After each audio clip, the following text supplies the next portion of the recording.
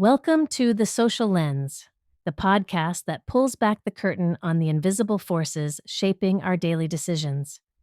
I'm your host, Beatrice Goodwin, and today we're diving deep into one of humanity's most fascinating and controversial skills, manipulation. Before you switch off thinking this is some dark exploration of evil tactics, let me ask you this. When was the last time you brushed your teeth, chose an outfit, or even said good morning to someone you'd rather avoid? Congratulations, you've just participated in the grand theater of human deception. If you love unpacking the hidden dynamics behind everyday choices and want to keep your curiosity sharp, Scoob is your perfect companion. Scoob's AI-powered podcast app curates the most thought-provoking podcasts on psychology, influence, and human behavior, so you can keep exploring the world's mysteries long after this episode ends.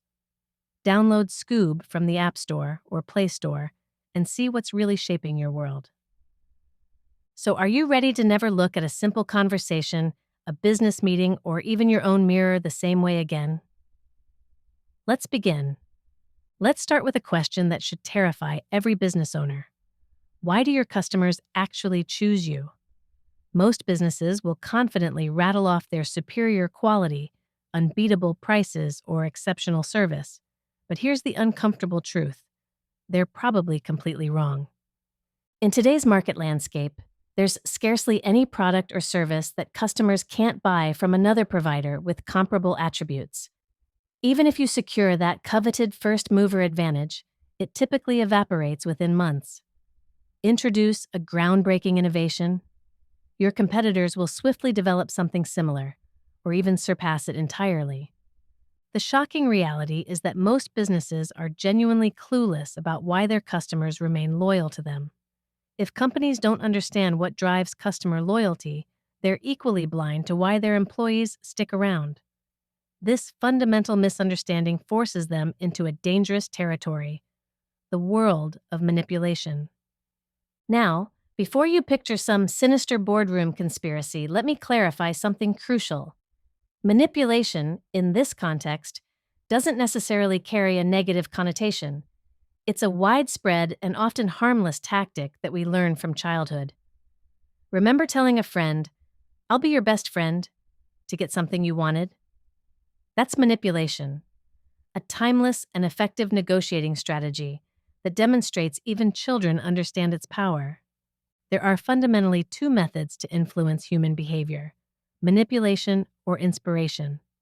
When organizations lack a clear understanding of why customers choose them, they inevitably lean heavily on manipulative strategies. And here's why. These tactics undeniably work. Think about the last limited time offer that made you rush to purchase something. Consider how a 50% off sticker can make a mediocre product suddenly irresistible. These aren't accidents. They're carefully crafted manipulations leveraging our psychological triggers.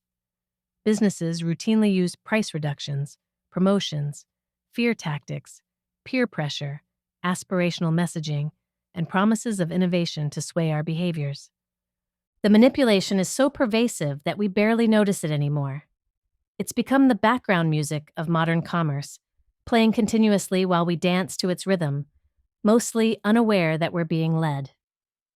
Let me tell you a story that perfectly illustrates the power of fear as a manipulative tool. Imagine someone using a banana in their pocket to simulate a gun while robbing a bank. Legally, they'd still be charged with armed robbery despite the fact that no genuine threat exists. Why? Because the law recognizes that the victim's perception of danger is what matters. The robber capitalizes on fear, knowing it will coerce compliance with their demands. This manipulation of fear, whether actual or perceived, stands as one of the most potent forms of control known to humanity. Consider the old business saying, "No one ever got fired for hiring IBM." This maxim reflects behavior entirely rooted in fear. A procurement officer might reject a superior product available at a lower cost simply because it comes from a smaller, less recognized brand. The fear that their job could be jeopardized if something goes wrong nudges them to abandon their actual responsibilities, and act against their employer's best interests. When fear is invoked, facts become secondary. This powerful emotion, deeply embedded in our biological imperative to survive, cannot be easily quelled by logical arguments or statistics. Terrorism exemplifies this perfectly. It's not the actual statistical likelihood of being harmed that paralyzes a community, but the pervasive fear that it might happen. But fear isn't just used for sinister purposes. We utilize it constantly in more benign ways. We employ fear in raising children, upholding ethical standards, and in public service announcements. Anyone who watched television during the 1980s witnessed a barrage of anti-drug campaigns. Remember the stark warning, "This is your brain on drugs," complete with the egg sizzling in a frying pan, or the bold claim that cocaine doesn't make you sexy, it makes you dead. Political figures routinely play on fear to undermine opponents, claiming they'll raise taxes or cut essential services. News broadcasts use fear to entice viewers, suggesting their health or safety is at risk unless they tune in. Businesses exploit our insecurities with messages like, "Every 36 seconds, someone dies of a heart attack," from cardiac specialists, or "Do you have radon? Your neighbor does," from home inspection services. The insurance industry has perhaps perfected fear-based manipulation, constantly reminding us to buy coverage before it's too late. Whenever a sales pitch warns you about negative consequences of not purchasing their product, they're essentially holding a metaphorical gun to your head to highlight their value. Even if what they hold is just a banana, the strategy remains devastatingly effective. Now let's explore perhaps the most fascinating form of manipulation, the kind we perform on ourselves. Game theory and psychology have revealed something extraordinary. We routinely manipulate our own beliefs, and we do it so skillfully that we're often unaware it's happening. Economists and psychologists have characterized self-manipulation as an equilibrium state within a game played among various versions of ourselves. Picture this. One part of you attempts to forget or repress information that could undermine your self-confidence, while another part of you remains aware of this selective memory. You're simultaneously the manipulator and the manipulated. But why would anyone choose to deceive themselves? Classical decision theory suggests that better information leads to better decisions. So why would we deliberately degrade our information quality? There are 3 compelling reasons why we lie to ourselves.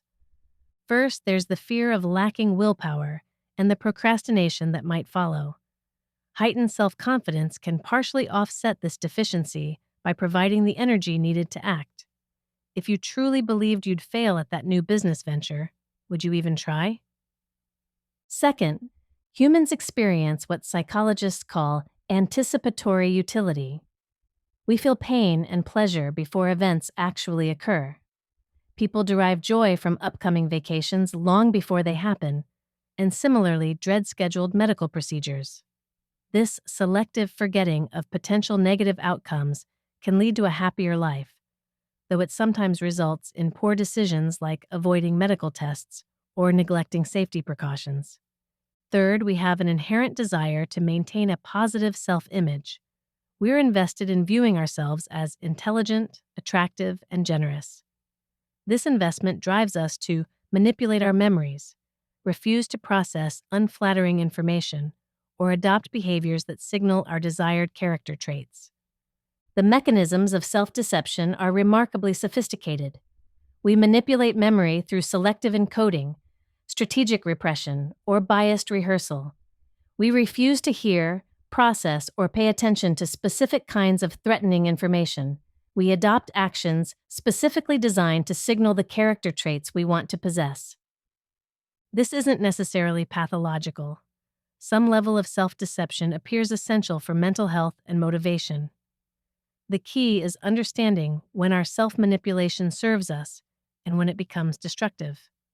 After all, a little self-deception might be the very thing that gets you out of bed tomorrow morning, ready to face a world that statistics suggest should terrify you. When most people think about lying, they imagine explicit verbal untruths. But here's a perspective that will fundamentally shift how you see the world. Mark Twain once calculated that the ratio of spoken lies to other forms of deception is approximately 1 to 22,894. In other words, verbal lies are barely worth the trouble to police because they represent such a tiny fraction of human deception. This broader view of lying encompasses any behavior whose function is to provide others with false information or withhold true information. And before you protest that this seems harsh, consider this. You began deceiving others the moment you woke up this morning. Think about your morning routine. You brushed your teeth, showered, styled your hair, and carefully selected your outfit. Every single one of these actions involves strategic impression management, a form of deception designed to present a curated version of yourself to the world. You express enthusiastic greetings to people you'd rather avoid. You smile when you don't feel like smiling. Your entire day involves planning scenarios to present your best self. This isn't accidental or evil, it's profoundly human. Our bodies and minds essentially exude deception as naturally as they breathe. Research reveals that undergraduates lie to their mothers in half of their conversations and to complete strangers 80% of the time. Even close partners experience deception in a third of their interactions. When psychologist Robert Feldman analyzed 10-minute conversations between strangers, he discovered participants averaged 3 lies per 10 minutes. And remember, this measured only explicit verbal lies. The real frequency of deception is undoubtedly higher. Consider the elaborate theater of appearance. Women enhance sexual appeal through high heels, push-up bras, and clothing that accentuates certain body features. Men use padded shoulders to suggest size and strength. Black clothing can slim, while bright colors redirect attention from less flattering features. Every choice is a calculated deception designed to alter perceptions. This tradition stretches back 70,000 years, when our ancestors used ochre, a red powder, likely to mimic biological signals. Ancient Egyptians used elaborate cosmetics, wigs, and even scented wax cones that melted during dinner parties to create perfect olfactory illusions. Cleopatra famously utilized fragrances to captivate Mark Antony, appearing as Aphrodite on a perfumed barge. From birth to death, deception infiltrates every aspect of our lives. We teach children socially acceptable lies, demanding they feign respect for elders, express gratitude for disappointing gifts, and withhold unflattering truths. We perpetuate myths about Santa Claus while simultaneously admonishing against lying. Studies indicate that 92% of college students have lied to sexual partners. Job applicants frequently lie during applications. Even in marriage, supposedly a bastion of trust, partners routinely withhold truths about money, past experiences, and current attractions. In business, advertising operates under flexible relationships with truth. Politicians show blatant disregard for accuracy. Even physicians justify deception in certain scenarios to protect patient relationships. This isn't a corruption of human nature, it's human nature itself. The most remarkable aspect? Much of this deception occurs unconsciously. We're adept at effortless, habitual deception that often goes unnoticed even by ourselves. Lying is as natural as breathing, which leads us to explore the fascinating world of unconscious manipulation. If you're intrigued by the subtle ways our minds shape reality and the stories we tell ourselves and others, check out Scoob, an AI-powered podcast studio that dives deep into psychology, mythology, and the narratives that influence human behavior. Download Scoob from the App Store or Play Store and keep uncovering the hidden forces behind our everyday lives. Coming back to untangling the web of lies and manipulation, have you ever wondered what possesses an almost magical power to reshape reality? Stories. When attempting to influence people resistant to our narratives, we typically encounter 5 predictable reactions fueled by negative emotions: cynicism, resentment, jealousy, hopelessness, apathy, and greed. These emotions don't exist in a vacuum. They're products of the stories people believe about the world. Here's the crucial insight. You cannot directly change someone's emotions, but you can shift their attention through compelling storytelling. Emotions are fundamentally tied to narratives. Someone feeling cynical about corporate motives is operating from a story where businesses prioritize profit over people. Someone experiencing hopelessness about environmental issues is trapped in a narrative where human damage is irreversible. The key to overcoming resistance lies in recognizing the underlying stories fueling these negative emotions, then constructing broader, more positive narratives. Many stories of injustice are either limited in scope or incomplete. Losing a budget might seem unjust within a narrow story, but reframing it as part of a larger narrative where resources are reallocated to save the company transforms it into a tale of greater good. Consider environmental activism as an example. An inflammatory story highlighting corporate environmental destruction might resonate by connecting with shared feelings of anger and hopelessness. Such narratives can indeed inspire activism. However, these angry stories often further alienate activists from the very people they're trying to influence. A more effective approach involves crafting bigger, more inclusive stories. Narrating heroic efforts by corporate employees to clean up oil spills, for instance, can inspire and unify listeners far more effectively than stories focused solely on anger and blame. By fostering narratives that champion collective heroism and progress, you create space for collaboration rather than confrontation. This principle applies across seemingly intractable divides. Pro-life advocates focus on protecting unborn children's lives, while pro-choice supporters emphasize teenagers' well-being and quality of life for unwanted babies. Both groups are driven by noble intentions. The difference lies in the stories they tell about the same situation. The most skilled influencers understand that everyone operates from stories that cast themselves as heroes protecting important values. Environmentalists and farmers, finance and operations teams, parents and teenagers, political parties. All these groups have legitimate concerns driving their actions. Successful influence begins with honoring these good intentions, while gradually expanding the narrative to include other perspectives. This isn't about manipulation through deception, it's about manipulation through inclusion. Instead of trying to tear down someone's story, you're building a bigger stage where multiple stories can coexist and even collaborate. The most powerful narratives don't eliminate opposing viewpoints. They absorb them into larger, more complex truths. In the world of strategic interactions, one of the most effective ways to resist manipulation while simultaneously influencing others is through consistent behavior. The famous Prisoner's Dilemma tournament revealed that a simple strategy called TIT for tat proved remarkably effective against more complex approaches. The beauty of tit for tat lies in its transparent simplicity. You start by cooperating, then simply mirror whatever your opponent did in the previous round. If they cooperated, you cooperate. If they defected, you defect. This approach is easily identifiable, completely predictable, and impossible to ignore. What makes this strategy so powerful is that it effectively holds ground while compelling others to adapt. It resists intimidation without resorting to intimidation itself. If your opponent adapts positively to this strategy, the result is mutual cooperation built on the foundation of a reliable reputation. This principle extends far beyond game theory into real-world applications. Consider how the United States deterred the Soviet Union from seizing West Berlin during the Cold War by threatening substantial military conflict in response. To make such threats credible, the U.S. had to build a reputation as a nation that follows through on its promises, despite potential short-term costs.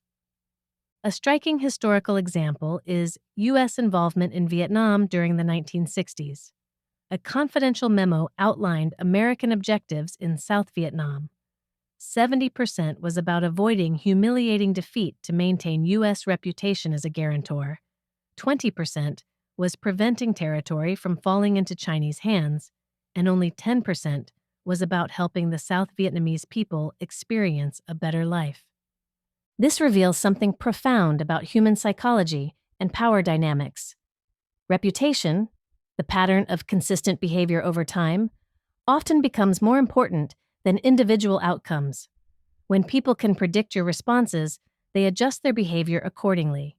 Unpredictability might seem advantageous, but consistency often proves more influential in the long term. The same principle applies in everyday situations. Parents who consistently follow through on stated consequences find their children testing boundaries less frequently. Businesses that consistently deliver on promises build customer loyalty that transcends individual transactions. Leaders who maintain consistent principles, even when inconvenient, earn trust that enables greater influence. This isn't about being rigid or inflexible. It's about creating reliable patterns that others can understand and respond to. When your behavioral patterns are clear and consistent, people waste less energy trying to predict your responses and instead focus on how to work within the system you've established. The manipulation here is subtle but powerful. By being predictably consistent, you're essentially training others to interact with you in specific ways. You're not forcing compliance through fear or deception, but rather through the psychological comfort of predictability and the social pressure of reciprocity. Let me share an experiment that reveals one of the most insidious forms of manipulation, one that happens automatically in your brain without your conscious control. Imagine you're evaluating a candidate for an executive role based on 4 adjectives. The first 2 cards reveal intelligent and persistent. Already, without any conscious effort, you've formed a positive assessment. This judgment emerges autonomously, making it impossible to suspend skepticism or wait for additional information. The next 2 cards complete the profile, cunning and unprincipled. Now your perception is less favorable, yet that initial positive judgment persists more than logic suggests it should. Here's where it gets interesting. Imagine the same 4 adjectives in different order: unprincipled, cunning, persistent, intelligent. Although both profiles contain identical information, the sequence dramatically alters their impact. In the first version, cunning appeared after intelligent and persistent, leading you to infer that perhaps the candidate's intentions were good. But when unprincipled leads, it casts a shadow over everything that follows. Cunning becomes sinister, transforming persistence and intelligence from virtues into dangerous tools a bad person might misuse. This demonstrates the concept of excessive coherence, our tendency to form consistent, coherent impressions rapidly and then resist modifying them. We swiftly conclude attitudes based on minimal evidence, then prioritize these initial impressions while dismissing subsequent contradictory information. This isn't a minor cognitive quirk. It's a fundamental feature of human psychology that shapes everything from hiring decisions to criminal justice outcomes. Confirmation bias leads us to actively seek information that supports our initial judgments while avoiding or reinterpreting information that challenges them. Consider how this plays out in daily life. Your first impression of a new colleague, neighbor, or potential romantic partner creates a framework that filters all subsequent interactions. If you initially perceive someone as competent, you'll interpret their mistakes as anomalies or external factors. If you initially view them as incompetent, you'll see their successes as luck or help from others. The manipulation potential here is enormous. Skilled influencers understand that controlling first impressions effectively controls the entire relationship trajectory. This is why job interviews focus heavily on those crucial first few minutes, why politicians spend enormous resources on their initial public appearances, and why businesses invest heavily in first customer experiences. Marketing professionals have weaponized this understanding. They know that your first interaction with their brand, whether through advertising, packaging, or initial use, creates a cognitive framework that shapes all future perceptions. A premium price point can actually enhance your enjoyment of a product simply because the initial high-cost impression creates expectations of quality. The most sophisticated manipulators don't just manage their own first impressions, they manipulate the sequence in which you encounter information about competitors. By ensuring you hear negative information about alternatives before positive information, they can effectively poison those wells while making their own offerings seem superior by comparison. Understanding this phenomenon is crucial for both recognizing when others are manipulating your first impressions and managing your own impact on others. The person who controls the narrative sequence often controls the outcome, regardless of the actual facts involved. One of the most counterproductive forms of manipulation stems from viewing those we're trying to influence as adversaries. When we believe we've discovered a superior method or solution, there's a natural tendency to dismiss those with different views as simply wrong. This creates an immediate barrier because people don't respond well to being told they're incorrect.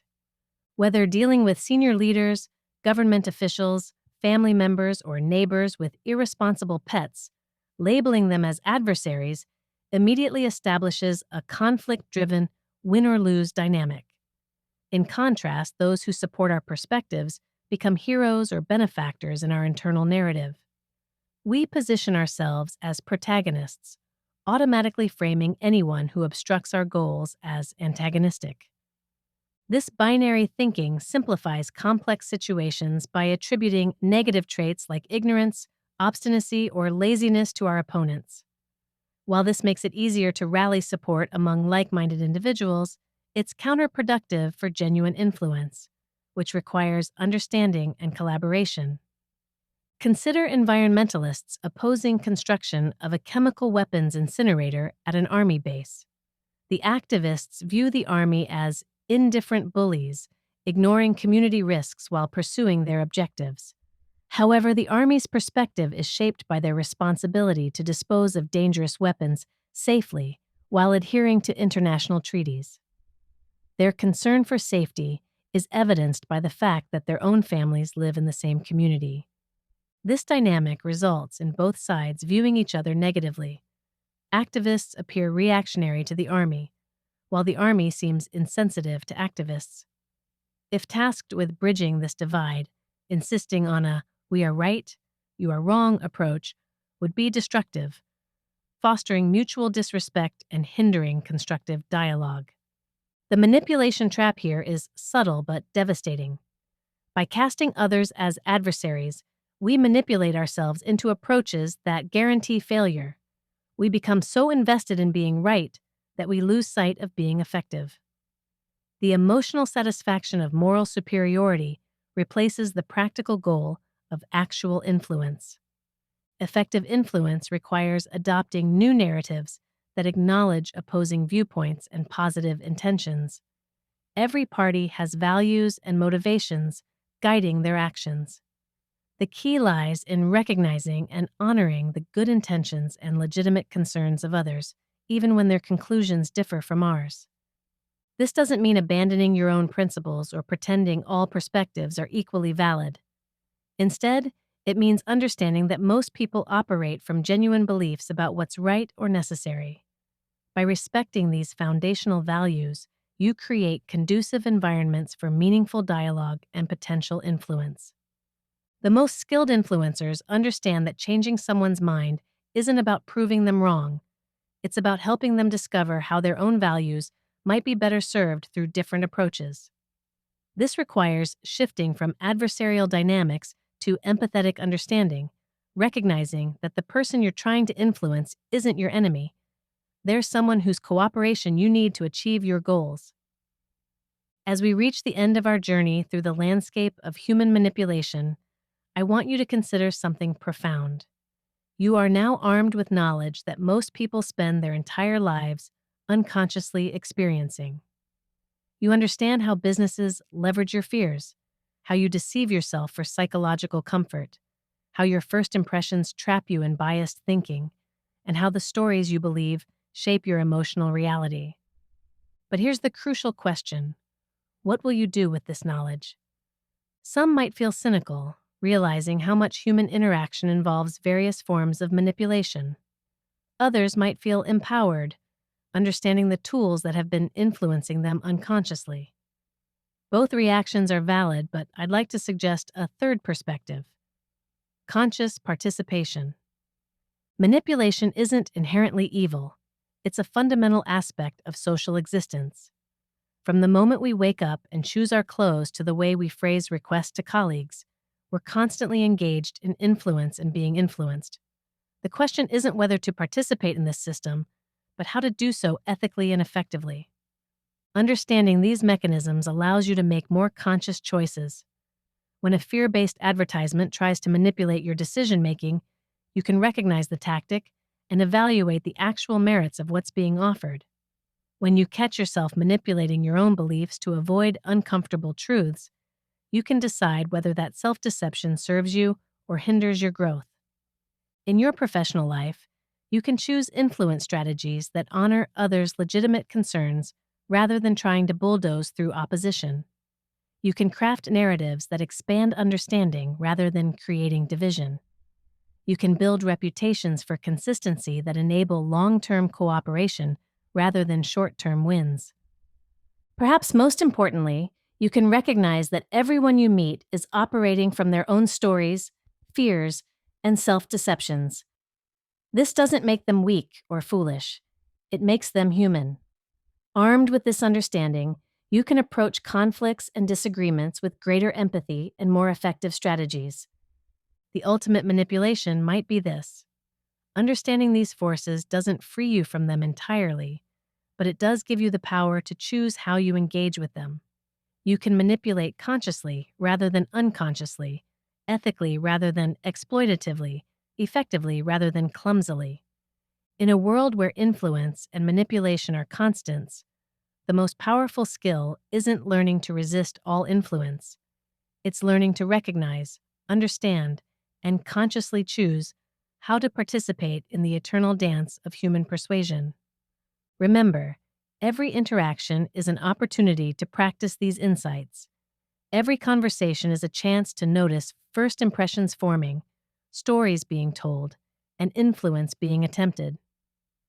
The person who understands the game doesn't necessarily win every round, but they're far less likely to be played without their knowledge. Until next time, keep your minds open, your awareness sharp, and remember, now that you know how the magic trick works, you can appreciate the artistry while choosing whether to be amazed. This has been The Social Lens, and I'm your host, Beatrice Goodwin. Thanks for joining me on this exploration of human influence. If you enjoyed this episode and want to keep exploring the fascinating world of psychology, relationships, and human behavior, don't forget to like, subscribe, and follow the show. You can listen and subscribe on all your favorite platforms: Apple Podcasts, Spotify, YouTube, and more. Hit that follow button, leave a review, and share with friends who love diving deep into the mysteries of the mind. And if you're looking for even more curated podcasts tailored to your curiosity, check out Scoob, the AI-powered podcast app that brings you the best in science, psychology, and personal growth. Download Scoob from the App Store or Play Store and keep your journey of discovery going, anytime, anywhere. Stay curious, stay conscious, and I'll see you next time.